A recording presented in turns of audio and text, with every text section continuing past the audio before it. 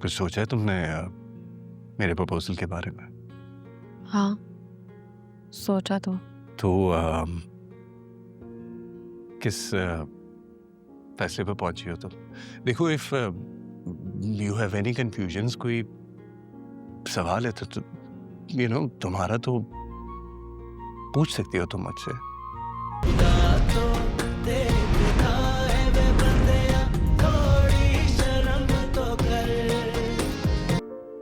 इसकी क्या जरूरत थी?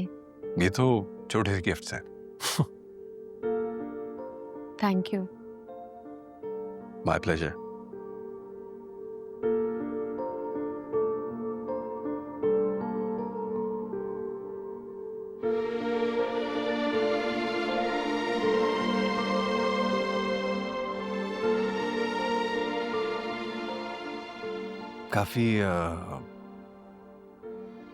काफी ऐसे बाद मुलाकात हो रही है हमारी। गालिबन 4 साल बाद। निता की शादी पे मिले थे ना? जी। खाला तो अक्सर आपका जिक्र किया करती हैं। अब वो आई नहीं, मैं तो उनका भी इंतजार कर रही थी। अम्मी भी आ जाएंगी, लेकिन शाज़मीन वो अम्मी और मैं दोनों चाह रहे थे कि पहले हम दोनों बात कर लें।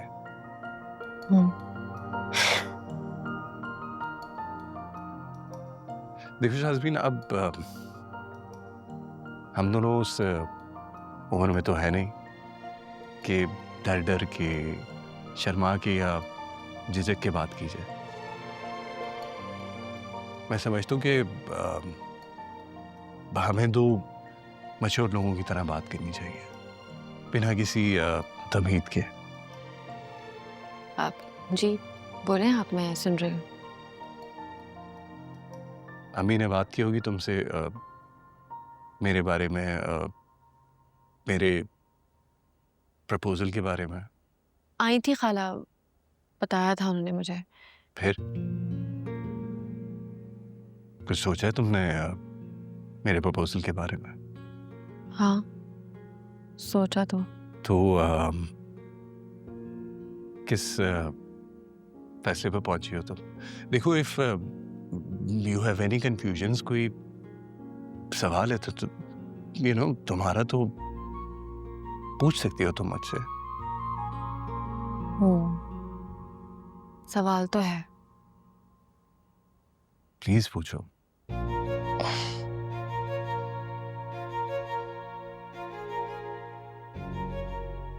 आपको मुझसे ही क्यों शादी करनी है? I mean, मैं ही क्यों?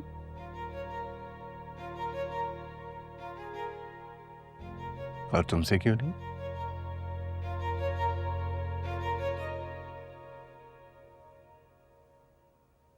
नहीं, मैंने खाला से भी बात की थी कि आपके स्टैंडर्ड्स हैं इतने हाई, मतलब आपके पास तो बहुत सारे ऑप्शंस होंगे।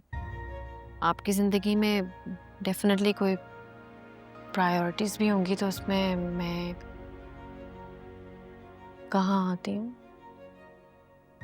समझ रहा हूँ मैं तुम क्या पूछना चाह रही हो, और जवाब भी है मेरे पास उसका। देखो शाज़मीन, अब इस उम्र में मैं किसी आइडियल फैंटेसी में तो नहीं रहना चाहता। जैसे जैसे इंसान बड़ा होता जाता है वो प्रैक्टिकल हो जाता है। इस उम्र में मैं भी एक प्रैक्टिकल शख्स हूं। मैं समझता हूं कि अगर दूसरी दफा चांस लिया जा रहा है तो सामने वाला भी मैच्योर तो हो, इससे दुनिया देखी हो, जिंदगी का उतार चढ़ाव समझता हो, और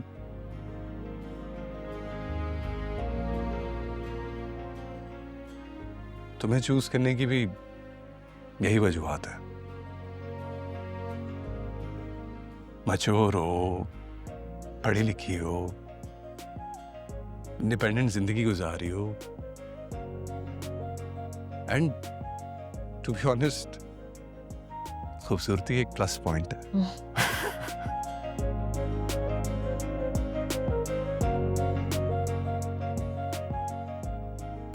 देखो, मुझे लगता है कि तुम और मैं ना बिल्कुल एक लेवल पे आके सोच सकते हैं, और शायद उसी वजह से हम एक दूसरे को बेहतर अंडरस्टैंड भी कर सकते हैं। I hope I was able to convey कि मैं क्या कहना चाह रहा हूँ।